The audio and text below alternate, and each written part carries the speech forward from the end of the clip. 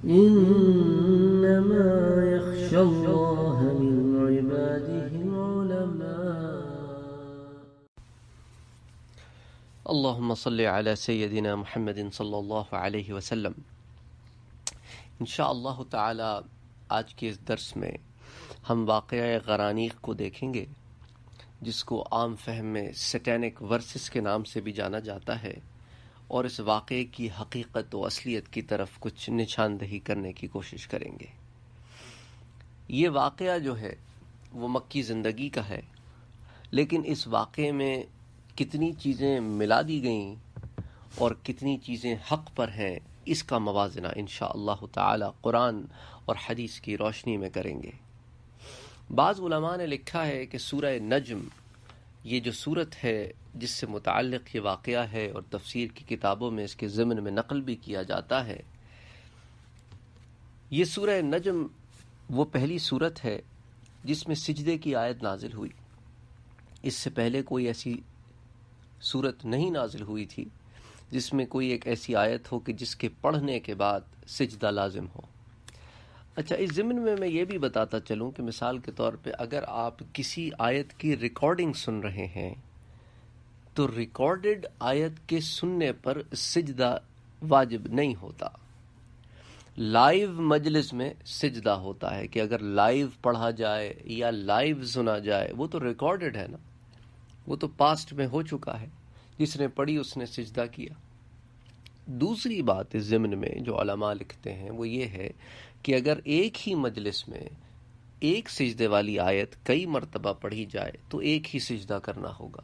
ہاں، مجلس برخاست ہو جائے اور کسی اور مجلس میں وہی آیت پڑھی جائے تو اب پھر دوبارہ سجدہ کرنا ہوگا. تو ہر مجلس میں اس کا ایک ہی سجدہ ہے. مثال کے طور پہ ایک آدمی ایک سورت یاد کر رہا ہے، اس سورت میں ایک آیت سجدہ بھی ہے اور وہ آیت سجدے کی تلاوت بھی کر رہا ہے، اس کو بھی یاد کر رہا ہے. اب وہ جتنی دفعہ دہرائے گا اتنی دفعہ سجدہ تھوڑی کرے گا. اب ایک مجلس میں وہ 100 دفعہ دہرائے اسے یاد کرنے کے لیے، لیکن سجدہ ایک ہی ہوگا. ہاں، مجلس بدل جائے گی، کوئی اور وقت پر دوبارہ اس آیت کو یاد کرنے کی کوشش کرے گا تو پھر اب اس مجلس میں پھر ایک سجدہ کرے گا. تو بہرحال اب اس واقعے کی طرف آتے ہیں جو سورہ نجم سے متعلق ہے. تو اس کی جو قرات ہے، اس کے اندر جو سجدہ ہے علماء کے نزدیک کہ وہ پہلی صورت ہے، ابتدائی زمانے کی صورت ہے جس میں آیت سجدہ نازل ہوئی. ایک حدیث میں آتا ہے کہ ایک روز حضور نے سورہ اقرا پڑھی اور اس کے آخر میں آپ نے سجدہ کیا تو آپ کے ساتھ مسلمانوں نے بھی سجدہ کیا. اس وقت مشرکین مسلمانوں کے سروں کے پاس کھڑے ہو کے سیٹیاں بجانے لگے. حضرت ابو ہریرہ سے ایک روایت ہے کہ رسول اللہ نے سورہ نجم پڑھنے پر سجدہ کیا، یعنی اس سجدے کے علاوہ جس میں آپ کے ساتھ مشرکین بھی شریک تھے. قریش کے اسلام لانے کی تمنا کی ضمن میں حافظ دمیاطی رحمۃ اللہ علیہ نے لکھا ہے کہ رسول اکرم صلی اللہ علیہ وآلہ وسلم دیکھتے تھے کہ آپ کی قوم آپ سے بالکل الگ تھلگ اور بے تعلق رہتی ہے. چنانچہ ایک روز جب کہ آپ تنہا بیٹھے ہوئے تھے، آپ کے دل میں حسرت پیدا ہوئی اور آپ نے تمنا کرتے ہوئے دل میں کہا، آپ نے تمنا کی کاش مجھ پر کوئی ایسی چیز نازل ہو جو ان لوگوں کو مجھ سے قریب کر دے. اس کے بعد حضور اپنی قوم کے قریب آنے لگے، وہ بھی آپ سے قریب ہونے لگے اور آپ بھی ان کو قریب لانے لگے. آخر ایک روز آپ ان کی مجلس میں بیٹھے ہوئے تھے اور پھر اسی مجلس میں سورہ نجم کی تلاوت فرمائی. اس وقت جو مشرکین وہاں موجود تھے ان میں ولید ابن مغیرہ بھی تھا اور بہت بڑے بڑے سرداران قریش موجود تھے. جب حضور نے یہ آیت سجدہ تلاوت فرمائی جو اس صورت میں آتی ہے تو وہ سارے کے سارے سجدے میں گر پڑے. یہاں تک کہ ولید ابن مغیرہ جو ہے اس نے کوشش کی کہ سجدہ کرے، لیکن چونکہ بہت بوڑھا ہو گیا تھا تو وہ سجدہ اس نے نہیں کیا. بعض اقوال کے مطابق اسی طرح ابو لہب نے بھی سجدہ نہیں کیا.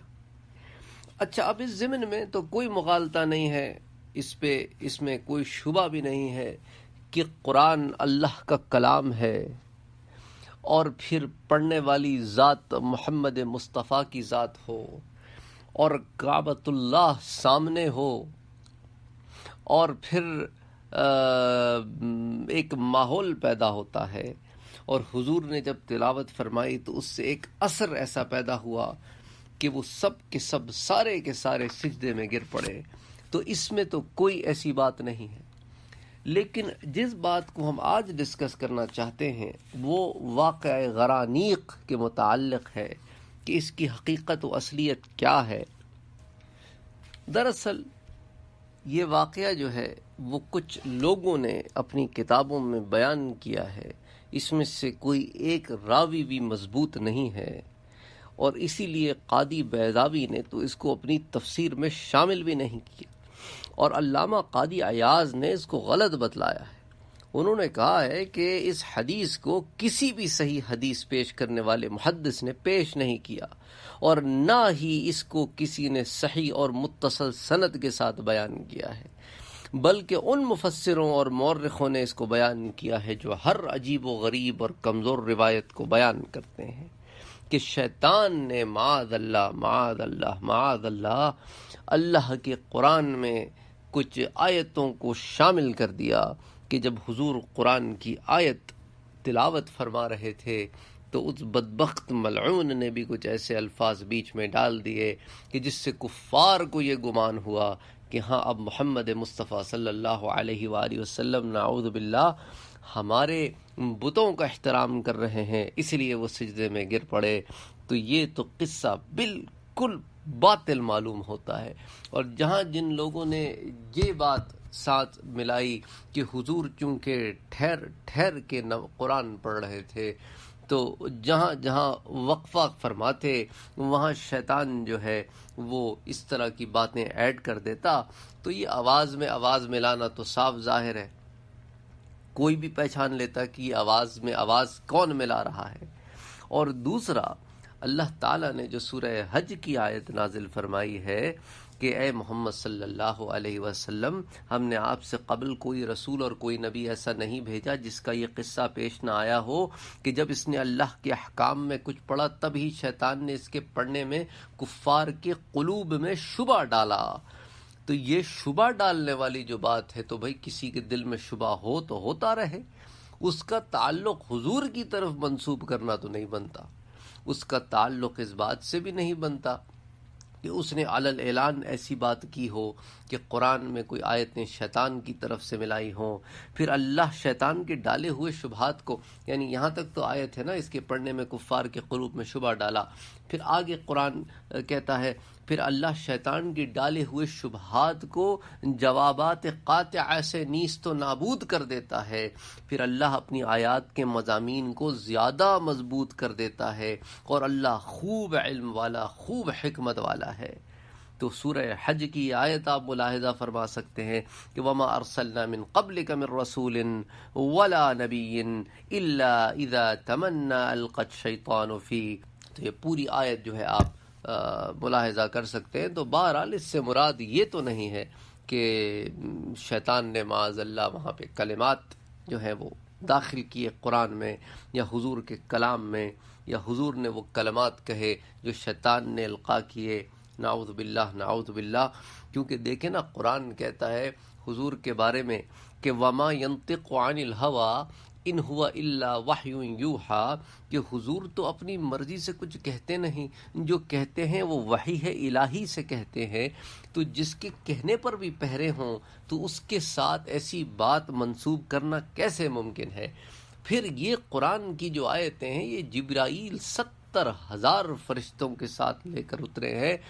مجال ہے شیطان کی کہ فرشتوں کے قریب پھٹک بھی سکے. دوسری بات اس میں یہ ہے کہ اللہ نے جبرائیل کو امین کہا ہے قرآن میں، تو امین تو امانت کی حفاظت کرتا ہے، تو پھر اس میں خیانت کا شبہ کیسے ہو سکتا ہے؟ پھر اللہ تعالیٰ قرآن میں خود فرماتے ہیں کہ اس قرآن کی حفاظت کا ذمہ ہمارا ہے. جب اللہ کسی چیز کی حفاظت کا ذمہ اٹھا لے تو پھر اس کے اندر یہ بات شامل کر دینا تو بالکل حق کے خلاف ہے. تو یہ جو بات کہ نعوذ باللہ حضور کے قرآن کی آیت کے تلاوت کے دوران شیطان نے بھی ایسے کچھ کلمات اس میں شامل کر دیے، تو یہ بالکل سراسر جھوٹ اور بے بنیاد واقعے کے سوا اور کچھ نہیں ہے. علامہ بہقی نے کہا ہے کہ اس قصے کے تمام راوی جو ہیں وہ مطعون ہیں۔ انہی سے نقل کرتے ہوئے امام نووی نے کہا کہ جہاں تک اس قصے کا تعلق ہے جس کو کچھ راویوں اور مفسروں نے بیان کیا ہے، حضور کے ساتھ مشرکوں کو سجدہ کرنے کا سبب یہ تھا کہ حضور کی زبان مبارک سے کچھ ایسے کلمے نکل گئے جن سے ان کے معبودوں کی تعریف ہوتی تھی۔ تو یہ واقعہ، یہ بات تو بالکل باطل ہے، اس میں کوئی خبر بھی درست نہیں، نہ تو یہ روایت اور نقل کے لحاظ سے صحیح ہے اور نہ عقل کے لحاظ سے، کیونکہ اللہ کے سوا کسی دوسرے معبود کی تعبیر کرنا کفر ہے۔ اس لیے اس طرح کے واقعے کی نسبت حضور کی طرف کرنا قطعاً جائز نہیں ہے۔ نہ یہ کہنا جائز ہے کہ ان کلموں کو شیطان نے آپ کی زبان مبارک سے کہلوا دیا، کیونکہ حضور کی زبان مبارک پر شیطان کا حاوی ہو جانا ناممکن ہے، کیونکہ حضور صلی اللہ علیہ وآلہ وسلم کے بارے میں اللہ تعالیٰ کا خود ارشاد ہے کہ وما ینطق عن الہوا، اور یہ سورہ نجم ہی کی آیت ہے۔ اسی طرح علامہ فخر الدین رازی نے کہا کہ یہ قصہ باطل اور من گھڑت ہے، اور ظاہر ہے کہ شیطان کو یہ جرت نہیں ہو سکتی کہ ایسا کرے، اور یہ واقعہ حقیقت میں روایت در روایت نقل و عقل کی روشنی میں درست ہو ہی نہیں سکتا۔ اس میں اس قدر جھول ہیں، کمزوریاں ہیں۔ جن لوگوں نے روایت کو درست مانا ہے وہ بھی پھر واقعے کی مختلف تعویلات کرتے ہیں، جو خود اس بات کی دلیل ہے کہ اس واقعے کی اتنی تعویلات کرنے سے مراد کیا ہے۔ اس کا مطلب ہے کہ وہ خود جانتے ہیں کہ اس کے اندر کچھ نہ کچھ جھول موجود ہیں، اور پھر قرآن اور حدیث کی روشنی میں اس طرف جو ہے وہ اتنی زیادہ پوائنٹ آؤٹس ہیں کہ یہ واقعہ جو ہے یہ عقل اور قرآن و حدیث کے بالکل خلاف معلوم ہوتا ہے کہ حضور کی زبان مبارک سے نعوذ باللہ ایسے الفاظ نکلوائے شیطان، یا بیچ میں آواز ملا دے۔ وہ کفار کے دل میں تو شبہ ڈال سکتا ہے، لیکن حضور صلی اللہ علیہ وآلہ وسلم کے تو قریب بھی نہیں پھٹک سکتا۔ اچھا، اس ضمن میں جن لوگوں کو زیادہ ڈیٹیل پڑھنی ہے وہ ایک کتاب ہے شرح زرقانی۔ تو یہ شرح زرقانی جو ہے اس کو آپ پڑھ سکتے ہیں، اس میں طویل بحثیں ہیں اور اس واقعے کے تمام کمزور پہلوؤں کو تفصیل کے ساتھ پیش کیا گیا ہے۔ تو وہ جو کتابوں میں الفاظ آتے ہیں نا، تلک الغرانیق العلا، اور اس طرح کی باتیں شیطان نے کی، یہ ساری کی ساری بات غلط ہے۔